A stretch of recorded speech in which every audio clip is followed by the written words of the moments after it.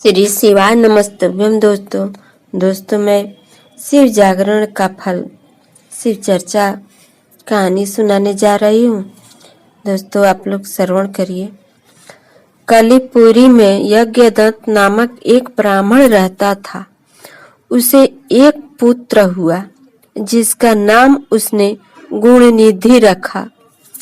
बालक बड़ा बुद्धिमान तथा चतुर था। 8 वर्ष की छोटी सी आयु ही उसने बहुत सी विद्याएं सीख ली थी, परंतु वह कुमार्ग में पड़कर अपने धर्म और कर्म से भटक गया। वह जुआरी, खेल कूद में संलग्न और गाने बजाने वालों का साथी बन गया। उसने बहुत जल्द ही अपने पिता की कमाई लुटा दी। उसकी माता उससे रोकती थी, परंतु प्रेम के कारण उसके संबंध में उसके पिता से कुछ न बताती थी। पुत्र चाहे कितना भी बुरा हो, परंतु माता कभी उसका बुरा नहीं चाहती। यज्ञदत्त जब कभी भी घर आकर अपनी पत्नी से गुणनिधि के बारे में पूछता कि इस समय गुणनिधि कहाँ है, तो वह सदा झूठ बोल देती थी और कह देती कि घर से बाहर गया हुआ है, या तो वह कहीं स्नान आदि कर रहा होगा या देव मंदिर में बैठकर भगवान का पूजन कर रहा होगा।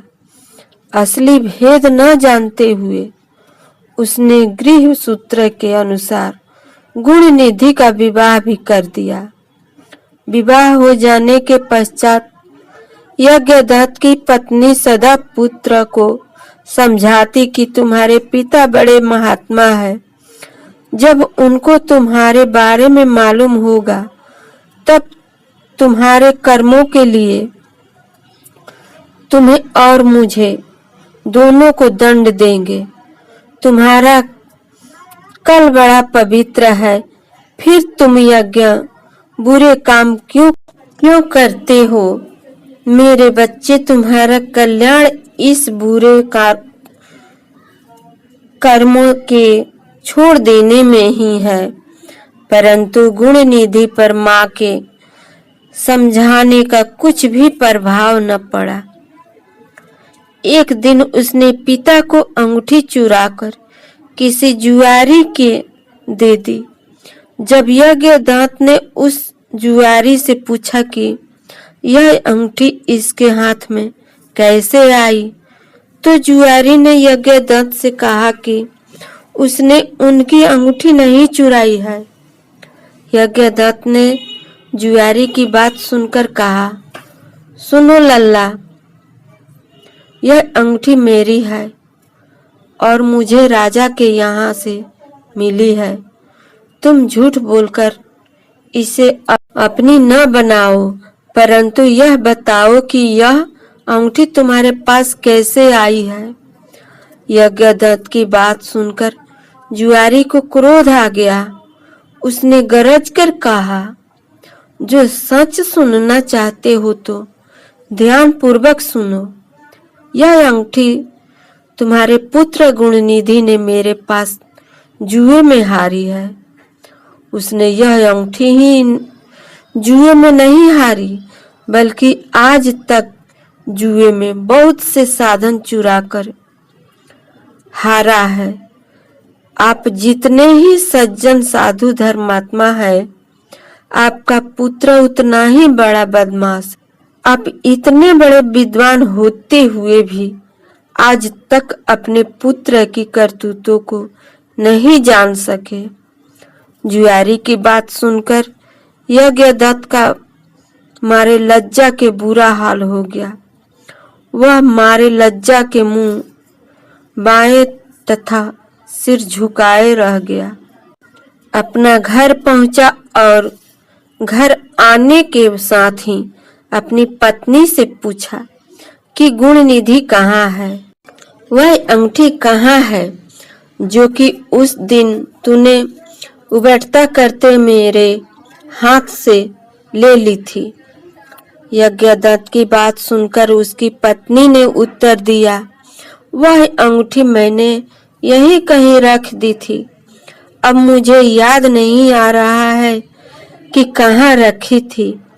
स्त्री की बात सुनकर यज्ञदत्त ने कहा, तुम झूठी हो। जब कभी मैंने तुमसे गुण निधि के बारे में पूछा है, तुमने मुझे बात बनाकर टालने की कोशिश की। अच्छा, तुम अंगूठी की बात जाने दो और मुझे बताओ कि घर का अन्य बहुमूल्य सामान कहाँ है। न जाने मेरे किन पापों के कारण मेरे यहाँ ऐसा पुत्र उत्पन्न हुआ है।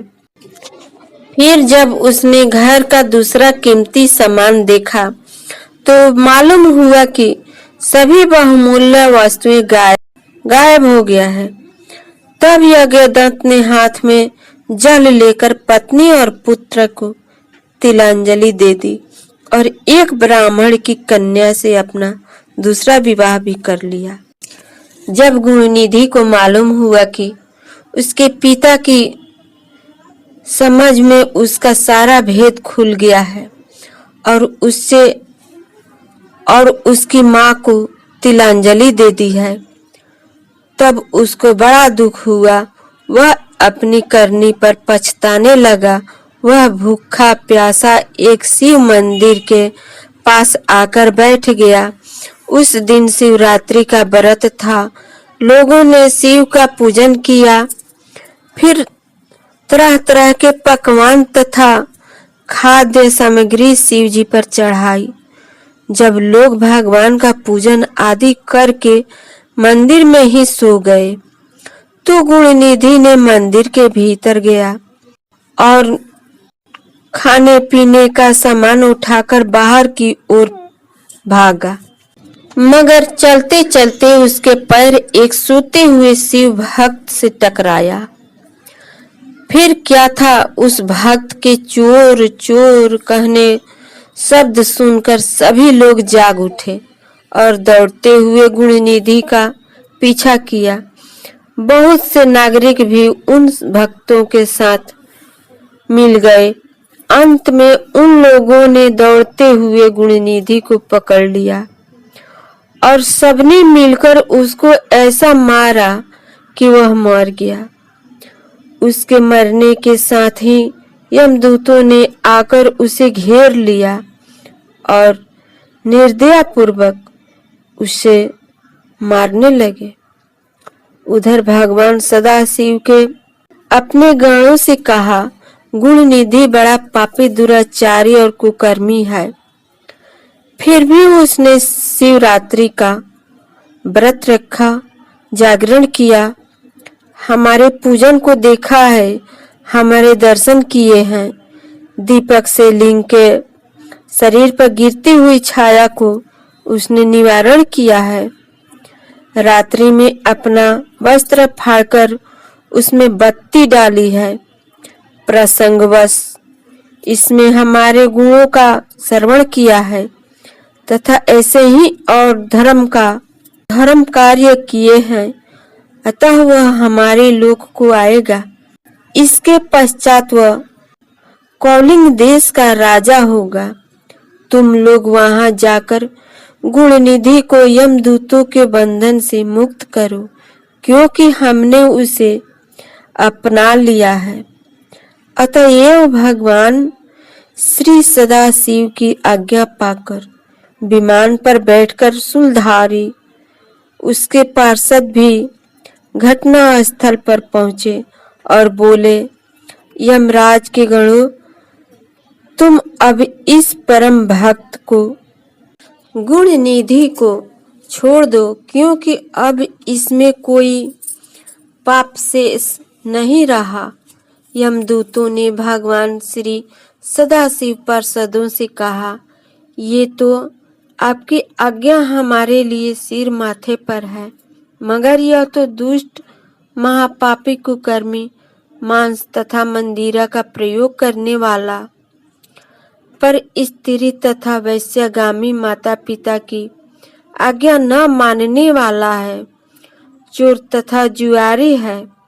हम लोग इसलिए इसको ले जा रहे हैं। यमदूतों की बात सुनकर शिव के पार्षद ने कहा, तुम मूर्ख हो, यह ब्राह्मण पापी नहीं है। इसका सबसे बड़ा धर्म तो यह है कि इसने पुराना कपड़ा जलाकर शिवालय में प्रकाश किया, रात्रि भर जागरण किया, स्थिर चित्त से शिवालय के द्वार पर बैठकर इसने भगवान श्री सदाशिव के पूजन को देखा और हरि कीर्तन को सुना। इसलिए भगवान श्री सदाशिव की इच्छा अनुसार यह राजा बनाया जाएगा। और इस प्रकार कहने के पश्चात भगवान श्री सदाशिव के पार्षद गुण निधि को अपने साथ ले गए। यमदूतों से मुक्ति पाकर गुण निधि भगवान श्री सदाशिव के पार्षद के माथ विमान पर चढ़कर शिवलोक को गया।